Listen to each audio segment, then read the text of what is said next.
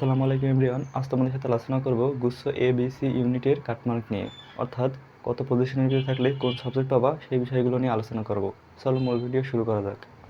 দেখো, প্রথমে যে বিষয়গুলো তোমাকে দেখতে হবে তা হলো কত পজিশনের ভিতরে কতজন আছে। দেখো, যারা 72.50 পাইছে উপরে তারা 105 জন, এবং 65.50 উপরে যারা পাইছে তারা হচ্ছে 937 জন, এবং 54.50 এর উপরে যারা পাইছে তারা হচ্ছে 8470 জন, এবং 45-এর উপরে যারা মার্ক পাইছিল এবার গুচ্ছে তারা পজিশন হচ্ছে 21,000-এর ভিতরে। এখন এই ইউনিটের কাট মার্ক হতে পারে এই বছর 47 থেকে 48 মার্ক যাদের হয়েছে, আশা করা যায় একটা সাবজেক্ট পাবা।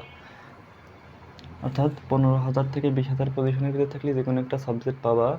এই বছর এই ইউনিটের সিট সংখ্যা হচ্ছে 8,297।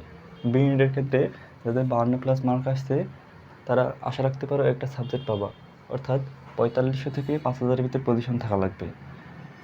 মোট সিট হচ্ছে 2661 বি ইউনিটে, এবং সি ইউনিটের ক্ষেত্রে 54+ যাদের মার্ক আসছে একটা আশা রাখতে পারে যে একটা সাবজেক্ট পাবা। আবার পজিশন কত ভিতরে থাকা লাগবে?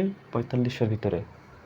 এবং সি ইউনিটে মোট আসন সংখ্যা আছে 2449টি, এবং চারুকলা এবং মিউজিক যে আলাদা একটা ইউনিট আছে সেখানে সিট সংখ্যা আছে 200টি।